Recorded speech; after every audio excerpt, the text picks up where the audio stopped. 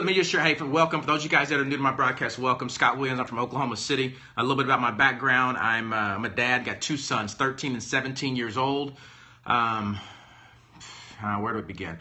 I worked in juvenile justice and corrections for a lot of my adult life, 12, 13 years. So I've worked with the people that society is either mad at or afraid of. That's what I did. That's why I went to school for my master's in criminal justice management administration. I've taught college on in criminal justice. No, babe, I don't. I'm good. I don't want anything. Sorry, my wife is texting me. And so just to give some context about, I have some degree of experience in law enforcement. I was a lobbyist for a number of years. I worked in political consulting. I've worked with everything from U.S. Senate campaigns to gubernatorial race. Yes, there was another shooting that was worse, in my opinion. And so I'm a Republican. I was the first black delegate to the Republican National Convention. I wrote a book about the lack of ethnic diversity in the church. It's not about me. I just want to try to give you some context of like who I am, what my voice is, what my perspective is. And, So, okay. Yesterday I shared my thoughts and opinions on, what had gone on with the Alton Sterling situation, and, it's just crazy. So I won't belabor that. You can go back and check out my broadcast yesterday. And I'm not going to talk about my politics right now. This is not the place for it. And so, and if you're a troll, just please leave. And so you guys go ahead, and if you do me a favor, it'll help. If you see people trolling, just report them as abuse. That way I don't have to worry about keep clicking the screen. I can just continue the conversation. So let me start why I'm saying something. I've always been a Dr. King fan. I think he's obviously one of the greatest orators, modern day martyr for, what matters. And his quote that just kind of resonates with me during this time and what we're dealing with is, our lives begin to end the day we become silent about the things that matter. Let me say that again. Our lives begin to end the day that we become silent about the things that matter. And honestly, this is something that matters. And so, not a mass shooting. It was a single. Matter of fact, I probably need to show the video just because. Just to give some context, if you have not seen the video, if you've seen the video, press 1. If you have not seen the video, press 2. And that way I can know whether I need to share or just keep on going. If you saw it, press 1. If you have not seen it, press 2. The recent one, and we're talking about Philando, Castile. Okay, so most of you guys have seen it. So for those of you guys that have not seen it, I just encourage you maybe to go check it out, and then you can, maybe you can come back and revisit this broadcast afterwards. So I don't want to go through it. If not, but it's horrible in my opinion. And so I'm going to try to go through all of my thoughts relatively quick. Again, if you want to share this broadcast, Philando Castile is the #1 trending topic on Twitter right now. It's in my broadcast. The hashtag is there. But if you want to share this broadcast, you can with your friends or whatever. Let me just say this, a couple of things. I talk politics quite a bit around here, so you guys know my position. I'm a Republican, but this is really not about politics. However, there are some things that I think are important for us to be able to have a conversation about. And so this particular thing, so Philando Castile, he's in his car. He's a concealed carry. He has a concealed carry license. He's carrying a firearm. He had just left his mom's house earlier. Him and his sister had both gotten their concealed carry license, but his sister was scared to carry hers because she didn't want anything to happen, is what she said. Left his mom's house that afternoon about 2 or 3 o'clock. He's carrying his girlfriend's account is she gets pulled over. He tells the officer, I have a concealed carry license, a permit. Was going to get his concealed carry license to show him.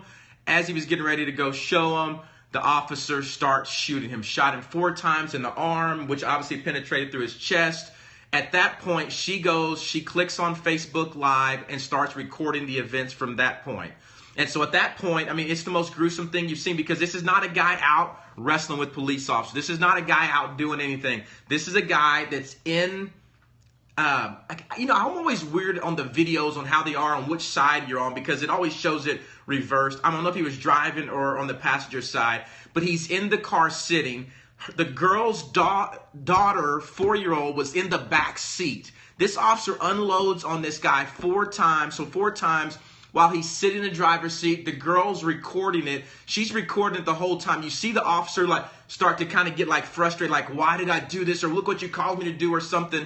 Then the police come. She gets out the car. They tell her, ma'am, I want you to back up. So she's recording. I'm recording this the whole time. I'm recording this. This is what's happening. I can't believe, Jesus, please don't let my boyfriend die. He's not going to die. The way it's happening, how calm she is, she's probably so shocked that it almost seemed unreal. It almost seemed unreal. Matter of fact, when I first saw it, I thought it was unreal. For those of you guys know Corey, I sit in the thing like, I don't even know if this is real. This is crazy. She walks out. You see, there's like 50 police cars, it looks like, behind him. He's walking back. She's walking back. They tell her to get down. They took her phone, apparently, and threw it in the ground. She said, Facebook, they threw my phone. They threw my phone.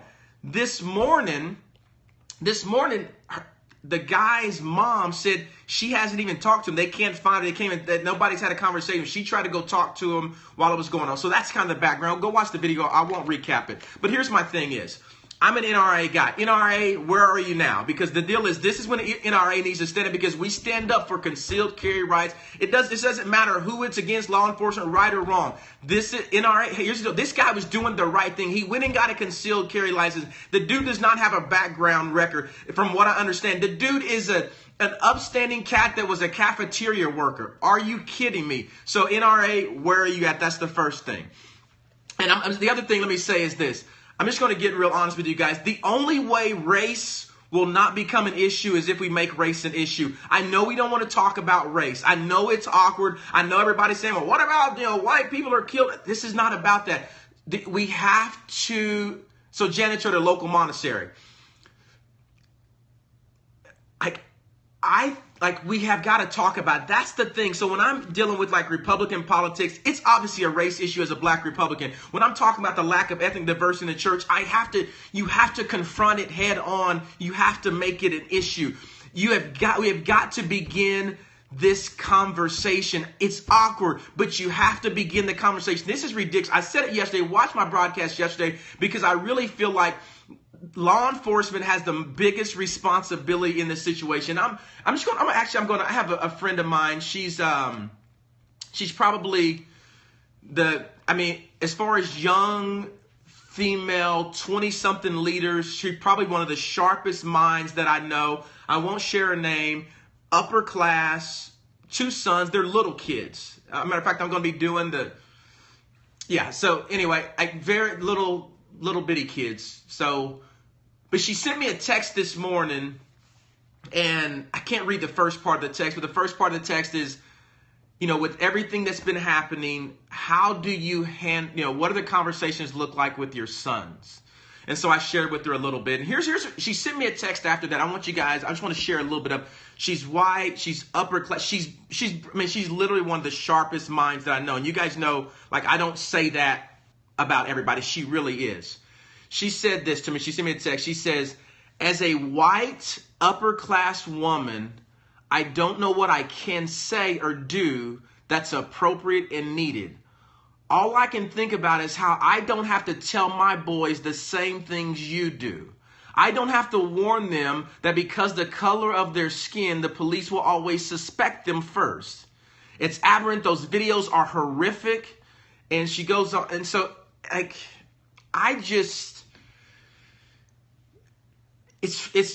my thing is it's just getting to the point to where not saying anything is not enough. And I'll just tell you what I've done. I've already reached out, because my thing is, here's my position about venting about something.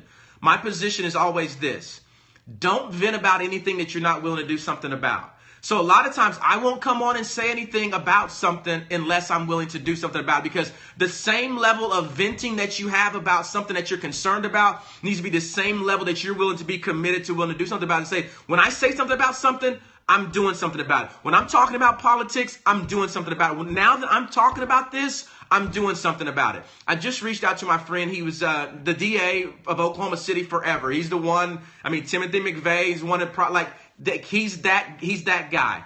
I just told him, I need to see about getting a meeting with Chief City, because I want Oklahoma City to be able to be the leader, because this is the only way change is going to happen. It's going to happen with law enforcement. And so I'm saying, I want to be the one. I'm going to sit in the room. I'm going to have a conversation. What can we do to do something about it? We have to do something about it. So I got just a few things that I wrote in my notes that I want to be able to share. I never take notes, but I have a short amount of time, and I don't want to ramble. Matter of fact, I have to leave here in a little bit. Please don't come in here and tell somebody to add you. I'm sorry. I'm sorry. Let me just block some people, guys. We don't roll like that. That's ridiculous. Okay, so again, and maybe talk about the protests real quick, because those of you guys know, you know where I stand on the political aisle. If you're new, I'm a Republican. That's all you need to know. And so my concern is this: when it comes to politics, first of all, I'm going to say political leaders and their responsibility in moments like this. When it comes to the issues of race, let me just say, like, both parties have a responsibility in this. Let me just say about the Democrats. The Democrats receive some 88% of the African-American vote. They have a larger responsibility, just calling a spade a spade. And here's the thing. I'm just going to be real honest. There's all these rallies and all this uproar and all this tripping and all this craziness and all this 24-hour media. I'm just going to be honest. Every single time that Donald Trump sneezes, I'm telling you this, Donald Trump may have some inconsiderate rhetoric or language at times, but at the end of the day, nothing that Donald Trump has done or said has killed anybody. And so my thing is, if that's who you are and that's what you want to trip about, just get your priorities in order. This is ridiculous, man. My thing is, the same people that are all pro, it's just stupid. Just look in the mirror. It's ridiculous. It's irresponsible. I got to tell you this. I'm not going to raise the flag unless I'm willing to do something about it. And hold this not yet. That's just ignorance. That's just ignorant. Oh, yes, it will. Come on. Anyway, it's just ignorance. It's the same thing people say on the other side about Obama's rhetoric. It's never going that far. This country's been around a really, really long time, and you haven't seen that happen. So we're not going to get it. I'm just saying where is the same degree of concern, of outrage, of media coverage every day of an event that may have 20 people when there's 40,000 people? When there's 40,000 people that are there and there's 20 people that are acting an idiot, it gets all the attention. We have innocent people whose lives are being taken by the people that are called to protect and serve, and it's a little bit of buzz and hubbub, and it's really? Are you kidding me? I'm telling you, some people just need to look in the mirror and just be intellectually honest. You're being a hypocrite, you're being ridiculous, and you need to repent. I'm just telling you this. Look in the mirror. You need to look back and you need to go another direction. I'm not saying you can't be mad about something. I'm not saying that you can't dislike a candidate. But all I'm saying is to get your priorities in order. And everybody has their own deal. This may not be everybody's battle to fight. I get it. My friend's text message, I don't know what to say or do. People don't. But I'm telling you this, first of all, until law enforcement is serious about it and their protect and serve is not about protecting and serving other law enforcement officers, when they're willing to step out and break the code of silence and say something, that's when we'll finally be able to get some change. And so political leaders, you have a responsibility both sides of the aisle. Both sides of the aisle, both sides of the aisle. Gun control issue, this is a culture issue. It's a mindset. It's a thought process. Because here's the deal. Like, how in the world, the day after something happened, that any law enforcement anywhere can have something like this that's remotely happened the next day? How can that happen? If the chief of police were serious and they called a meeting and says, guys, I'm sorry, this has got to stop. And I'm a firm believer in the 80-20 rule, the Pareto principle. I really believe that 80% of the officers and chief of police want to do the right thing. I do believe there's a 20% that says, no, I don't want to do it. The 80% need to stand up. It's a mindset. Until we control this mindset, until we look at the type of people that we're bringing in and allowing to become law enforcement. Because here's the deal. Unless they feel like there's something, it's just like a locker room. Police and law enforcement are no different than a locker room. In the locker room, if you got somebody that's a knucklehead, but if everybody has the same knucklehead mentality, you can act like a knucklehead. If you come into the locker room and you have a knucklehead mentality, everybody in the locker room is like, dog, that's not how we roll around here. Guess what? You'll either go or you'll leave. They'll push you out or you'll leave. It's the way, it's the way that when it's in entree leadership, the way Dave Ramsey talks about, great leaders in leadership. He says this, he says, one of the things he says, stallions won't run with donkeys. They'll do one or two things. They'll run the donkeys off or they'll run off and leave them. So what we need is the stallions in these police officers and these law enforcement organizations to be the ones to run off these donkeys, because these donkeys are making every single law enforcement officer have a bad name. They're making every single law enforcement officer have a problem. That's the problem. And so that's the deal. Okay, so again, this is not a gun control issue. It's a culture issue. Law enforcement leaders have got to stand up. And I'm just telling you, like, guys, I don't know what it means for you not to be silent, but don't be silent, whether it's just having a conversation. And I'm just going to read my friend's text again, because I'm just the first part. I just want to let it sink in with you guys, because I have two sons that I've had to have conversation with. And she says, as a white upper class woman, I don't know what I can say or do that's appropriate and needed. All I can say is how I don't have to tell my boys the same things you do. I don't have to warn them that because of the color of their skin, they will always be a suspect first. Police will always suspect them first. And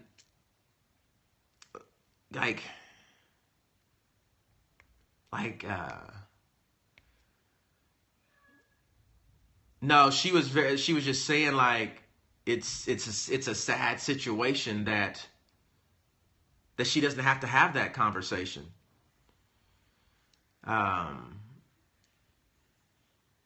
And that I do. And it's a culture issue, guys. And so all I'll just say is, I don't know what it means for you. And this, again, I'm not saying that because it's an issue for some that it needs to be an issue for everyone. I'm just saying this, that the only way race will become a non-issue is if we continue to make race an issue.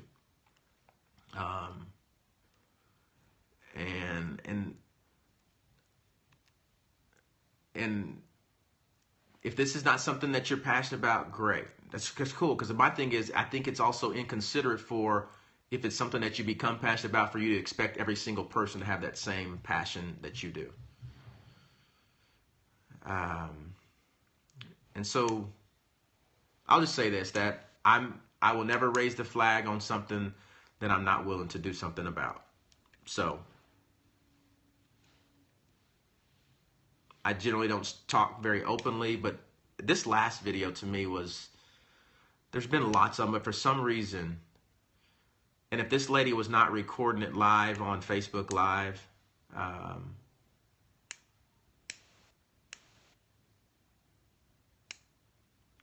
yeah. Because here's the reality, guys. Like, I mean, like, I'm just going to speak. I have just 2 minutes. I'm going to speak just about myself. Like, we've been really, really blessed. Like, my family is blessed. And because I'm blessed and I work for myself, I'm able to be a cat, translation, a guy that can walk in whatever boardroom I want to with dreads, and over time make you respected. I don't have that same luxury when I'm pulled over by the police.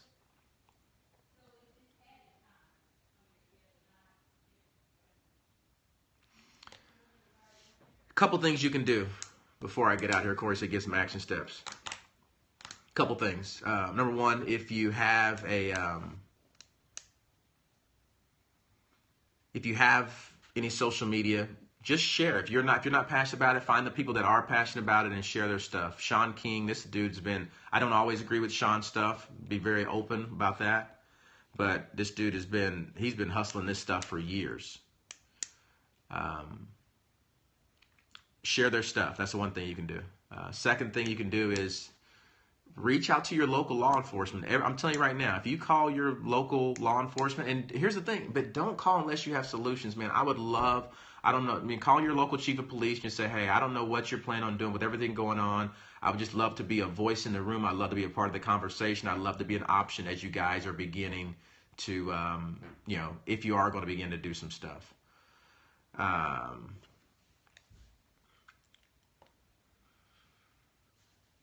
I think that if you're not connected politically, reach out to your law enforcement. Reach out to your local elected officials. Every one call, depending on the size of your district, that represents about 100 to 1,000 constituents. And so make those phone calls. It's different with NYPD. It may be they're a bigger force. But I'm telling you this: those chiefs want to be reelected. Folks, well, they want to be repositioned. They want to be rehired. So just make a call, because if you make a call, and here's the one thing I can do. The most important thing is like that right there, like the F the police days and the ignorant and the them language, the they language, that won't get you anywhere. It won't get you anywhere. The them and the they language, if it's them and they, my thing is, man, there's great law enforcement. There's great law enforcement. There's great law enforcement. Majority of law enforcement are great. But until we begin to shift the culture that law enforcement is willing to step up and do something about it, don't use they language. Don't use F them language. Don't use whatever. Use, man, I'm mad, I'm frustrated, I'm sad, this is heart-wrenching, I don't know what to do. What can we do? And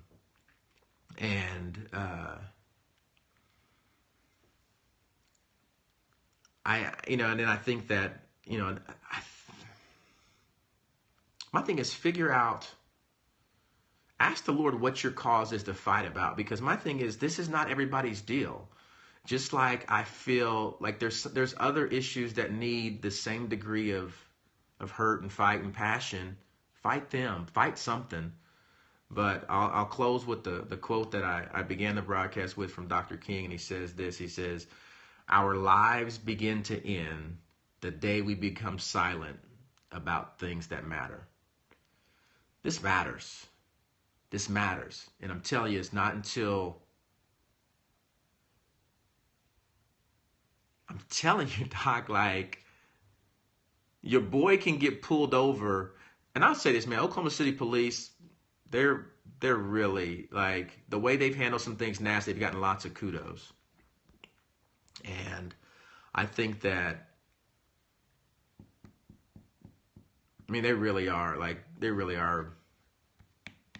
but it's always going to be, the whatever few that are going to cause the problems. I don't know. I mean, sometimes, like, I'm paid to have answers. That's what I do for a living. Like, people pay me to have answers. And, sometimes it's not about having the answers. It's about willing to have the conversation.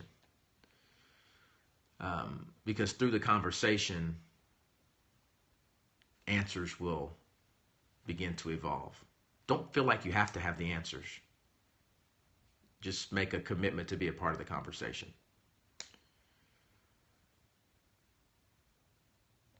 But watch this other video and just imagine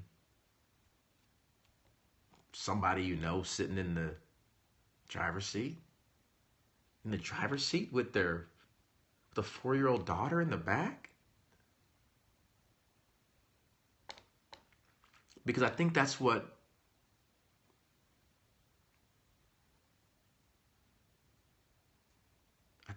makes people not want to get involved, is because they don't feel like they have the answers. You don't have to have the answers.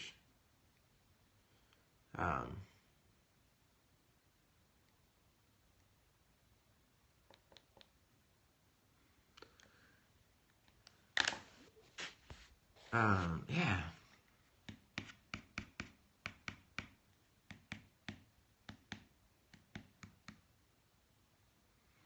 So I'm going to have Jaden watch this video, and then whenever I finish my workout in an hour, I'll bring him on, let him speak to it.